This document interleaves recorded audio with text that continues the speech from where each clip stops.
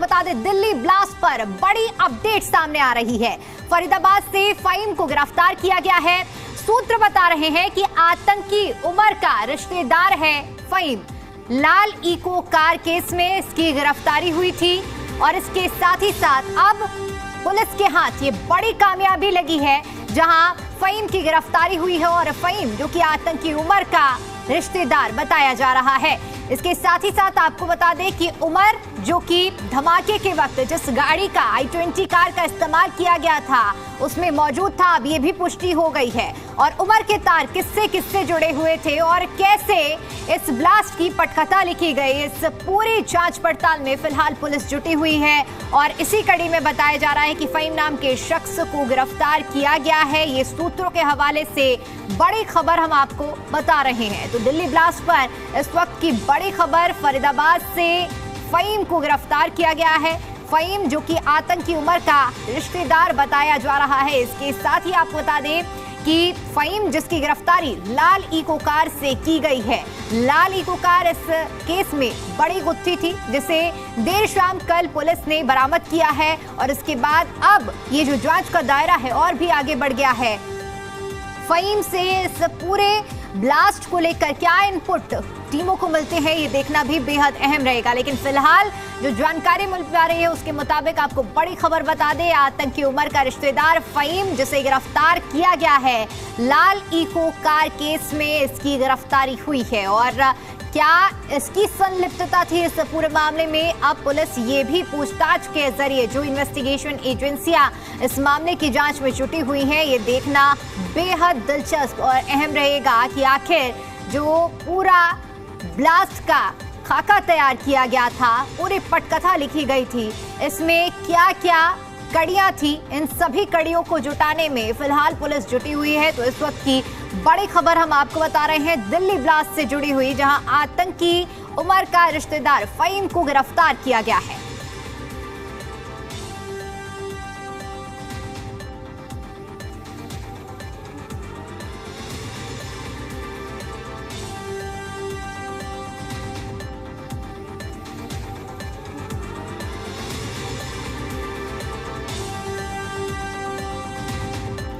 और इसी पर ज्यादा अपडेट के साथ जी मीडिया संवाददाता राजू राज हमारे साथ जुड़ चुके हैं। राजू, देखिए दिल्ली ब्लास्ट मामले में जिस तरह से इन्वेस्टिगेशन एजेंसियां लगातार जुटी हुई हैं, जांच पड़ताल जारी है, लेकिन इस बीच फ़हीम की गिरफ्तारी कितनी बड़ी कामयाबी मानी जाए इस पूरे मामले में? देखिए, फ़हीम की गिरफ्तारी काफी महत्वपूर्ण हो जाती है कि फ़हीम हो सकता है जो उमर डॉक्टर है जो i20 गाड़ी चला रहा था, जिसके मारे जाने की भी खबर है, डीएनए मैच कर गया, उसके मारे जाने की भी खबर है। और ये फ़हीम का रिश्तेदार भी है और उसके साथ साथ फ़हीम के असिस्टेंट के रूप में भी ये काम करता था। और जो इको स्पोर्ट्स गाड़ी हरियाणा के खंडावली गांव में बरामद हुई है, उस गाड़ी को ये ड्राइव कर रहा था और उसने ही इस गाड़ी को खंडावली गांव में आके छुपाया था। पुलिस को इसके बारे में जानकारी मिली, जिसके बाद पुलिस ने कल देर रात फ़हीम को डिटेन किया। और जो तस्वीरें भी सामने आई थी कि पुलिस की गाड़ी में एक शख्स जो पीछे लेटा हुआ है वो फ़हीम था, उसका फ़हीम की गिरफ्तारी दिखाई गई है। तो फ़हीम काफी अहम कड़ी हो जाता है कि क्या उसे इस बात की जानकारी थी कि जो विस्फोटक खरीदे गए थे मेवात के नूह इलाके से, क्या उसमें फ़हीम का रोल था, किन किन गाड़ियों से विस्फोटक को अलग अलग जगह पहुंचा जाना था। तो फ़हीम से पूछताछ के बाद कुछ अहम सुराग भी पुलिस के सामने मिल सकता है। बिल्कुल राजू, फिलहाल क्योंकि देखिए इस पूरे मामले में अभी किसी भी तरह की तो आधिकारिक प्रतिक्रिया नहीं आ रही है, लेकिन फ़हीम के तार कहाँ का रहने वाला बताया जा रहा है, कुछ इसको लेकर भी क्या आपके पास जानकारी है? देखिए, फ़हीम कहाँ का रहने वाला है ये आधिकारिक रूप से सामने नहीं आया, लेकिन डॉक्टर उमर के साथ ये जुड़ा हुआ था और उमर का रिश्तेदार भी बताया जाता, चूंकि उमर कश्मीर का रहने वाला है। और अगर उसकी उमर की शादी अगर देश से दूसरी जगह में हो सकता है कि उसकी रिश्तेदारी अलग अलग जगहों पर हो, या फिर अल-फलाह यूनिवर्सिटी में उमर रहा करता था पिछले कुछ दिनों से जब यहाँ पे, तो हो सकता है कि अल-फलाह यूनिवर्सिटी से भी उसके तार हो सकते, क्योंकि असिस्टेंट के रूप में वो काम कर रहा था। फिलहाल फ़हीम से पूछताछ कर तमाम तथ्यों को जुटाया जा रहा है। चलिए ठीक है, बहुत शुक्रिया राजू आपका हमारे साथ जुड़ने के लिए और जानकारी के लिए।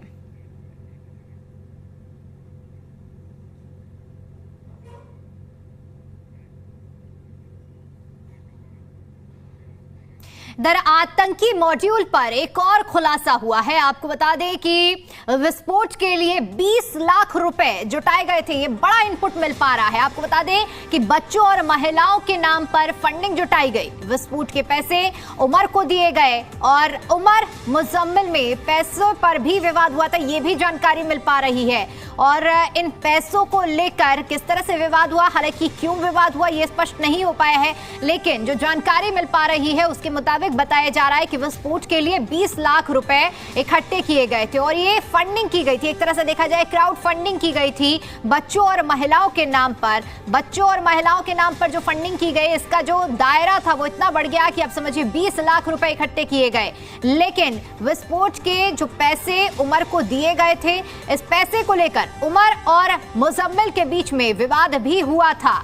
और अब जब इस पूरे मामले की कड़ियां खुल रही हैं तो ये विवाद क्यों हुआ, कैसे हुआ और क्या कुछ गुत्थी रही है ये भी सुलझेगा। लेकिन फिलहाल जो जानकारी मिल पा रही है उसके मुताबिक बताया जा रहा है कि 20 लाख रुपए क्राउड फंडिंग के जरिए इकट्ठे किए गए। बच्चों और महिलाओं के नाम पे पैसा इकट्ठा किया गया जिसे विस्फोट में इस्तेमाल किया गया है। किसी भी आतंकी गतिविधि के लिए ये बेहद महत्वपूर्ण होता है कि उसे फंडिंग आखिर कहां से मिली। और ऐसे में जो इनपुट मिल पा रहे हैं, बताया जा रहा है कि 20 लाख रुपए इकट्ठे किए गए थे जो कि बच्चों और महिलाओं के नाम पे इकट्ठे किए गए। और इस पैसे को लेकर विवाद भी उमर और मुजम्मिल के बीच में देखने को मिला।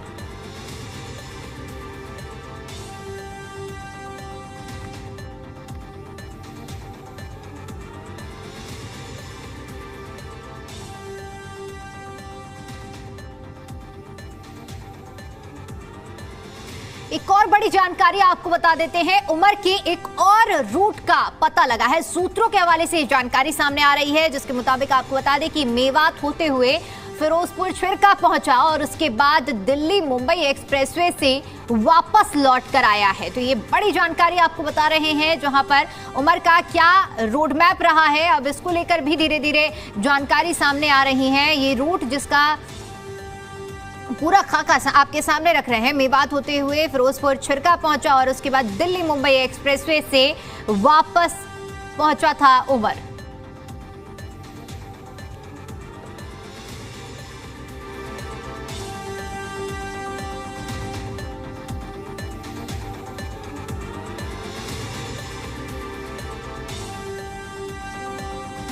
और चलिए अब आपको वीडियो वॉल के जरिए पूरे ग्राफिक्स के माध्यम से बताते हैं कि किस रूट का पालन उमर ने किया था। देखिए, सबसे पहले बताया जा रहा है कि फरीदाबाद से जो उमर था वो फरार हुआ। उसके बाद मेवात होते हुए फिरोजपुर छिरका पहुंचा और उसके बाद उमर ने जो रूट मैप फॉलो किया था उसके बाद दिल्ली मुंबई एक्सप्रेसवे को इसने फॉलो किया। इसके बाद जो उसकी गाड़ी पहुंचती है दिल्ली मुंबई एक्सप्रेसवे पर, उसने रात गुजारी। रात में कार में ही उमर सोया था। इसके बाद फिर सुबह होते ही फरीदाबाद पहुंचता है उमर, बदरपुर बॉर्डर में घुसता है, वहां से एंट्री करता है दिल्ली में और इसके बाद ओखला होते हुए मस्जिद में रुका। मस्जिद में बताया जा रहा है कि 10 मिनट तक वो वहां बाकायदा रुका था। फिर कनॉट प्लेस होते हुए वो लाल किले की पार्किंग में पहुंचता है। तो ये पूरा रूट मैप था जो धमाके से पहले शुरुआत होती है फरीदाबाद से। फरीदाबाद से जो उमर था वो फरार होता है और फरार होने के बाद मेवात पहुंचता है। मेवात होते हुए फिरोजपुर छिरका, उसके बाद दिल्ली मुंबई एक्सप्रेसवे पहुंचता है। फिर वापसी होती है जहां दिल्ली मुंबई एक्सप्रेसवे पर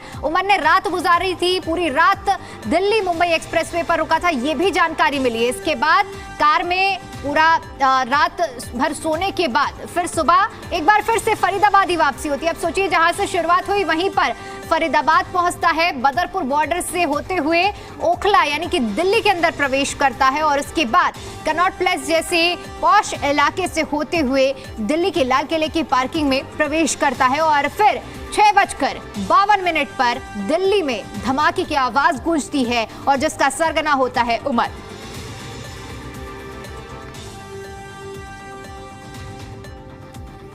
दिल्ली ब्लास्ट से जुड़ी हुई बड़ी खबर आपको बता देते हैं जहां पर आतंकी डॉक्टर उमर का सबसे नया वीडियो सामने आया है। अभी जिस तरह से हमने जिक्र किया कि मस्जिद के पास उमर रुका था, तो ऐसे में मस्जिद के पास में उमर को देखा गया। ये सीसीटीवी फुटेज भी हम आपको दिखा रहे हैं जो कि सीसीटीवी में उमर साफ तौर पर कैद हुआ है। और बाकी तस्वीरें जो हमने आपको देखी जिसमें उमर मास्क लगाए हुए नजर आया, लेकिन इस वीडियो में आप देख सकते हैं कि जो डॉक्टर उमर था उसने साफ तौर पर जो पास में जो सीसीटीवी लगा हुआ था उसमें वो कैद भी हुआ है। किसी तरह का कोई मास्क नहीं लगाया गया। उमर की पूरी तस्वीर इस कैमरे में कैद हुई है। तो इस धमाके को अंजाम देने से पहले बाकायदा जो उमर था वो मस्जिद भी पहुंचा था। मस्जिद में उसने 10 मिनट का वक्त भी गुजारा और उसके बाद फिर ये पूरी प्लानिंग को एग्जीक्यूट करते हुए दिल्ली में लाल किले की पार्किंग के पास में कुछ ही दूरी में इस धमाके को अंजाम डॉक्टर उमर की ओर से दिया गया है।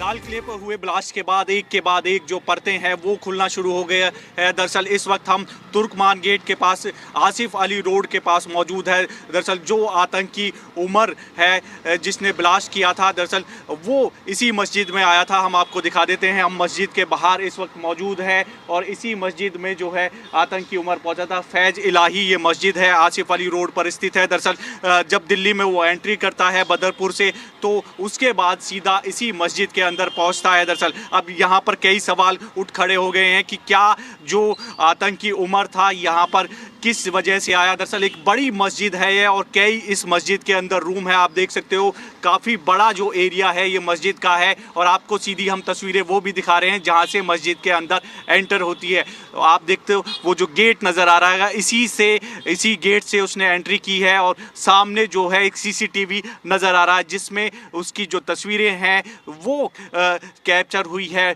जो उमर है। दरअसल अब ऐसे में इसी मस्जिद के अंदर करीब 10 मिनट वो रहता है और यहाँ पर कई ऐसे सवाल उठ खड़े हो गए हैं जो कि जांच का विषय है। 10 मिनट वो क्या किसी से मुलाकात करता है या उस ब्लास्ट से पहले यहाँ पर नमाज अदा करने वो यहाँ पहुँचा है। दरअसल जो मेन गेट है उस मेन गेट के पास ही हम मौजूद है। यहीं से जो है आतंकी उमर जो है वो इस मस्जिद में एंटर करता है और फिर 10 मिनट मस्जिद के अंदर रहता है। अब इस मस्जिद के अंदर वो सीसीटीवी आपको नज़र आ रहा होगा, उसी सीसीटीवी में जो है वो कैप्चर होता है। 10 मिनट अंदर रहता है, क्या किसी से मुलाकात की है या किसी का वेट कर रहा था या फिर यहाँ पर नमाज अदा की है। और भी कई ऐसे सवाल उठ खड़े हो गए हैं। दरअसल क्या इस मस्जिद में आने का मकसद था, तो साथ ही साथ ये भी सवाल है दरअसल क्या यहाँ पर, क्योंकि बहुत ही सेंसिटिव और भीड़ भाड़ वाला इलाका ये एरिया है जो कि तुर्कमान गेट के पास है। अब ऐसे में इसी रास्ते से होते हुए वो इस मस्जिद पे आता है और ये जो रास्ता है आपको दिखा देते हैं, इसी रास्ते से यहाँ मस्जिद पर पहुँचता है और फिर वहाँ से यू टर्न लेकर वापस जो है जहाँ पार्किंग में करीब 3 घंटे इंतज़ार करता है उसी पार्किंग के अंदर पहुंचता है और उसके बाद लाल किले के पास रेड लाइट के पास वो दरअसल ब्लास्ट हो जाता है। तो कई सवाल हैं जिनके जवाब अभी मिलना बाकी है। एनआईए जो है लगातार जांच कर रही है, जो जांच एजेंसियां हैं एक के बाद एक जो खुलासे हैं वो हो रहे हैं, लेकिन इसी मस्जिद में जब वो पहुंचता है तो इसको लेकर जांच का विषय है। हालांकि जांच एजेंसियों ने यहाँ पर पूछताछ की है और जो तफ्तीश है वो की जा रही है कि आखिरकार इस 10 मिनट में वो क्या कुछ करता है, क्या नमाज पढ़ता है यहाँ पर या फिर यहाँ पर किसी से मुलाकात करता है। तो कई ऐसे सवाल हैं जिनका जवाब अभी मिलना बाकी है। वीडियो जर्नलिस्ट नवीन के साथ देवेश कुमार, जी मीडिया, दिल्ली।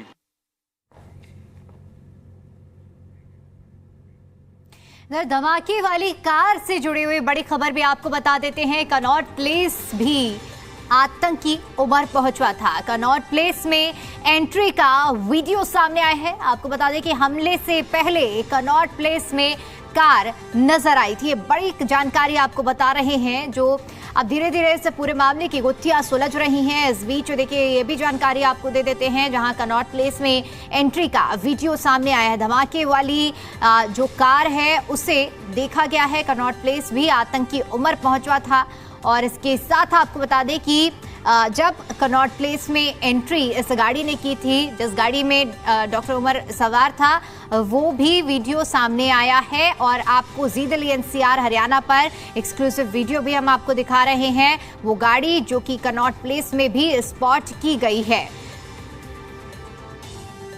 तो दिल्ली ब्लास्ट से पहले कनॉट प्लेस में ये I-20 कार जो कि 2:05 पर कनॉट प्लेस के इस एरिया में स्पॉट की गई और इसके बाद फिर ये जो गाड़ी थी ये दिल्ली के लाल किले की पार्किंग में प्रवेश करती है। लगभग 3 घंटे का जो समय होता है वो आतंकी उमर लाल किले की पार्किंग में ही गुजारता है और उसके बाद दिल्ली में धमाके की जो प्लानिंग थी, ये भी बड़ा सवाल है कि किसके इशारे का इंतजार उमर ने किया।